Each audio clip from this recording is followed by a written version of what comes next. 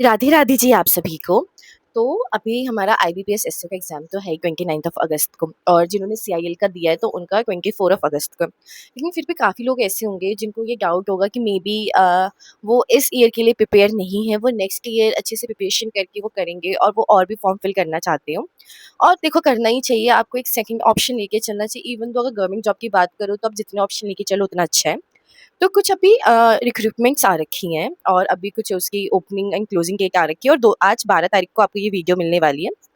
और जो 2 ऐसी पोस्ट है उनकी जो लास्ट डेट है वो 14th अगस्त ही है। तो जल्दी से मैं आपके साथ शेयर करती हूँ कि कौन-कौन सी पोस्ट के लिए आ रखा है, क्या कहाँ पे आप अप्लाई कर सकते हो। और आगे भी कुछ पोस्ट आने वाली हैं, कुछ रिक्रूटमेंट्स आने वाली हैं, तो वो मैं आपको बता दूँगी कि कैसा क्या रहेगा। अभी सबसे पहले बात करते हैं इंडियन ऑयल कॉर्पोरेशन लिमिटेड की।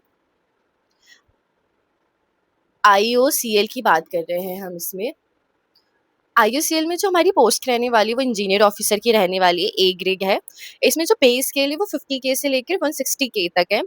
तो ये चीज़ है, और जो इसमें अप्लाई कर सकते हैं वो मैकेनिकल वाले, केमिकल वाले हैं, सीएसआईटी वाले। मेनली हम यहाँ पे सीएसआईटी वाली चीज़ें देखने वाले हैं, क्योंकि जो आईबीपीएस एसओ वाले वो और कहाँ पे अप्लाई कर सकते हैं। या सीआईएल वालों के लिए भी बात हो रही है यहाँ पे। इसमें कोई भी वर्क एक्सपीरियंस नहीं मांगा है। ओपनिंग डेट आज से ही है 12 अगस्त से, और क्लोजिंग डेट है 31 अगस्त को। और एग्जाम डेट इसमें बता रखी है कि 24 मतलब सितंबर में होंगे। अब इसमें शॉर्ट लिस्टिंग और सिलेक्शन प्रोसेस क्या है, मतलब आपका सीबीटी होगा जिसमें 100 क्वेश्चन होंगे, देन आपका ग्रुप डिस्कशन है, देन आपका ग्रुप टास्क रहेगा, एंड देन आपका पर्सनल इंटरव्यू रहेगा। ओके, ये वाली चीज़ थी। एक बार ये फिल आप जो भी आप फिल कर रहे हो आप फिल कर लेना। देन इसके बाद में मतलब कुछ टाइम के बाद हम इस पे डिटेल डिस्कशन करेंगे अभी। एक बार आप ये सारी चीज़ें जो भी इंसान अगर फिल करे तो प्लीज़ कमेंट बॉक्स में बता देना कि आप इस पोस्ट के लिए अप्लाई कर रहे हो। देन हम पूरा सिलेबस डिस्कस करेंगे बाद में कुछ टाइम के बाद, एंड उसकी प्रिपरेशन कैसे करनी है, फिर देन वही सारी चीज़ें कि कहाँ से आपको रिसोर्सेज फॉलो करने हैं, वो सारी चीज़ें हम बाद में बात करेंगे। अभी हम बस पोस्ट की बात करते हैं। देन हमारे पास आता है आरआरबी सेक्शन कंट्रोलर की पोस्ट आ रखी है एक हमारी। इसकी ओपनिंग तो 15 जुलाई से थी, लेकिन जिसने अभी तक नहीं फिल की है, जो भी ये वीडियो देख रहे हैं, तो इसकी क्लोजिंग डेट है 14 अगस्त को। आप तो अगर आपको फिल करनी हो तो प्लीज़ अभी एक आध दिन में ही फिल कर लेना, क्योंकि आज 12 तारीख है और 14 लास्ट है। इसकी जो पोस्ट रहने वाली है वो सेक्शन कंट्रोलर की है, 6th ग्रेड लेवल की है। जो पे स्केल रहेगा वो 35,400 का रहेगा। और गवर्नमेंट जॉब में ऐसे देखो, गवर्नमेंट प्राइवेट में ये चीज़ तो होती है, अगर गवर्नमेंट में बोला है कि 35,000 है तो वो आपकी सैलरी 60-70 तक हो जाएगी। और अगर आपको प्राइवेट में बोला है कि आपकी जो सीटीसी है वो 50 लाख है, मतलब आपको वहाँ पे इन हैंड 17-18 लाख ही मिल रहे होंगे। तो ये चीज़ है, अलग चीज़ ही रहती है इसमें। अगर आपने ग्रेजुएशन कर रखी है तो आप इसके लिए एलिजिबल हो। टोटल पोस्ट इसमें 119 है। अब जो इसका प्रोसेस होता है वो क्या रहता है, सीबीटी रहता है, सीबीएटी रहता है, फिर डीबी है, एंड देन मेडिकल एग्जामिनेशन है। सिंपल रहता है, इसमें ज़्यादा नहीं है। अच्छा, ये उनके लिए ज़्यादा ईज़ी हो जाएगा जिनकी रीज़निंग और मैथ्स ईज़ी मतलब अच्छी है, तो वो इसमें अच्छे से स्कोर कर पाएँगे। जिनको जीके में प्रॉब्लम है या जिनको इंग्लिश में प्रॉब्लम है, वैसे इंग्लिश में जो रीडिंग कम्प्रिहेंशन वाला पार्ट है वो रीज़निंग में पूछा जाता है, बट फिर भी ईज़ी रहेगा।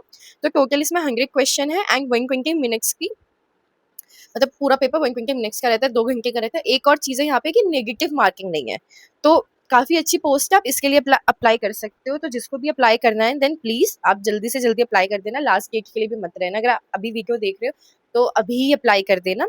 देन उसके बाद हम बात करते हैं एयरपोर्ट अथॉरिटी ऑफ इंडिया की, जिसमें जो पोस्ट है वो हमारी जूनियर एग्जीक्यूटिव की है। टोटल इसमें 79 पोस्ट है। ओपनिंग आपकी 8 अगस्त से स्टार्ट हो चुकी है एंड क्लोजिंग डेट है 7 सितंबर की। ठीक है, अभी टाइम है इसमें। जो इसका पे स्केल है वो 40K से लेकर 140K तक रहने वाले। इसमें आपको जब तक आप लास्ट अप्लाई कर रहे हो, मतलब उसके बाद भी आपको आई गेस 3-4 महीने का टाइम मिलता है प्रिपरेशन करने का, तो काफ़ी अच्छा टाइम आपको मिल जाएगा यहाँ पे। तो यहाँ पे वो लोग अप्लाई कर सकते हैं जिन्होंने ग्रेजुएशन साइंस स्ट्रीम से कर रखी है, या फिर उन्होंने 2 साल का एमबीए कर रखा है इसके साथ-साथ, और या फिर आप बीटेक वाले स्टूडेंट हो तो आप अप्लाई कर सकते हो। 120 क्वेश्चंस रहते हैं और 120 मार्क्स के रहते हैं।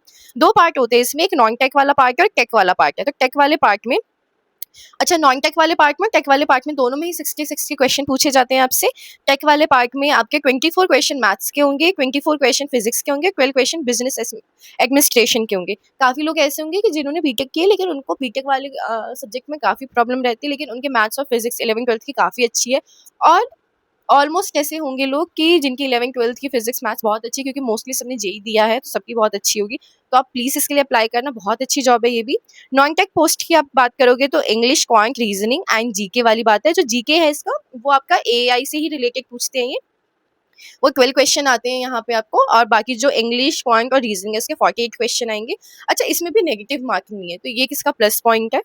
ओके, देन उसके बाद हम बात करते हैं हिंदुस्तान एरोनॉटिक्स लिमिटेड की। इसकी जो वैकेंसी है वो 2-3 साल में एक बार निकलती है, अभी निकली हुई है। जो पोस्ट है वो डिज़ाइन ट्रेनी की है और मैनेजमेंट ट्रेनी, दोनों के लिए ही निकली हुई है। टोटल पोस्ट जो है वो डिज़ाइन ट्रेनिंग के लिए भी 60 है और मैनेजमेंट ट्रेनिंग के लिए भी ही 60 है, तो टोटल 120 पोस्ट है। जो भी बैचलर डिग्री जिन्होंने भी कर रखी है वो सारे ही एलिजिबल है, मतलब बीटेक वाले सभी एलिजिबल है। अच्छा, इसमें अगर आपके ओवरऑल बीटेक में 70% हैं जो जनरल वाले हैं या ओबीसी वाले, वो ही एलिजिबल है, और जो एससी एसटी वाले हैं, जो अदर कास्ट वाले हैं, उनके लिए आपके लिए 60% का रहेगा।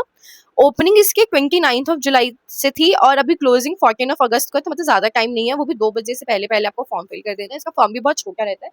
आप 5 मिनट में फॉर्म फिल कर दोगे। कोई भी आपको डॉक्यूमेंट वगैरह अपलोड नहीं करना होता, जस्ट दैट आपको एक फ़ोटो अपनी अपलोड करनी होती और बाकी जो भी डिटेल्स भरनी होती है, वो वाली चीज़ें रहती हैं। अच्छा, इसका जो ऑनलाइन टेस्ट है, जो इसका सीबीटी है, वो 5 या 6 सितंबर को होने वाला है। और इसका जितना भी प्रोसीजर रहता है ना, बहुत जल्दी-जल्दी ये सारी चीज़ें करते हैं, ज़्यादा टाइम इन्वेस्ट नहीं करते हैं ये। तो इसका जो इंटरव्यू रहेगा वो 21 सितंबर से लेके 25 सितंबर के बीच में रहेगा। लेकिन एक यहाँ पे नेगेटिव पॉइंट मुझे ये लगा कि ये बैंगलोर रहेगा, तो जो भी बैंगलोर वाले नहीं है या जो कर्नाटका वाले नहीं है, जो मान लो दिल्ली के हैं, राजस्थान के हैं, हरियाणा के हैं, तो उनको स्पेसिफिक अगर उनका होता है क्लियर, तो उनको इंटरव्यू के लिए बैंगलोर जाना पड़ेगा। एक पॉइंट मुझे यहाँ पे और लगा कि जो ये हिंदुस्तान एरोनॉटिक लिमिटेड का जो इंटरव्यू है वो आपका 21 से 25 के बीच में है, और वही जो आपका इंडियन ऑयल वाला था उसका जो एग्जाम है वो 24 सितंबर पे है। तो कहीं डेट क्लैश ना हो जाए आपके इंटरव्यू की, अगर आपका क्लियर होता है। दूसरी चीज़ ये है कि जितने भी लोग हैं जो कंप्यूटर साइंस या आईटी वाले हैं, तो डिज़ाइन ट्रेनिंग में 4 ही पोस्ट है बस, और शायद मैनेजमेंट ट्रेनिंग में 1 या 2 है।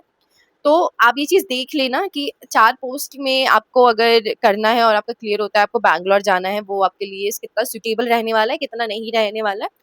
और फिर इसमें आपको 1 साल के लिए 50,000 का स्टाइपेंड मिलेगा, एंड देन उसके बाद वो चीज़ आई गेस 15 एलपीए तक जाने वाली है। तो बट आप वो चीज़ देख लेना कि चीज़ें क्लैश ना कर जाए, और बैंगलोर जाना है एक इंटरव्यू के लिए, तो वो चीज़ आपके लिए कितनी सूटेबल रहने वाली है। देन ट्रेनिंग इंडक्शन अगर आपका सब कुछ हो जाता है, सिलेक्शन वगैरह सारी चीज़ें हो जाती है, तो जो आपकी जॉइनिंग डेट होगी बेसिकली वो 29 अक्टूबर से ही हो जाएगी।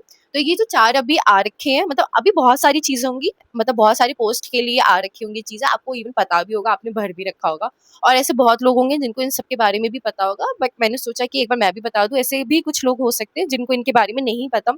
अभी उनका फुल्ली जो फ़ोकस है वो एसबीआई एसओ पे है, लेकिन जब तक आप एग्ज़ाम दोगे और वहाँ पे अगर कुछ भी ऊपर-नीचे होता है, तो काफ़ी अच्छी-अच्छी पोस्ट निकल जाएँगी तब तक। ओके, तो ये वाली चीज़ थी, इसलिए मैंने ये वीडियो बनाई ताकि आपको ये छोटी-सी जो इन्फॉर्मेशन है वो मैं आपके साथ शेयर कर सकूँ।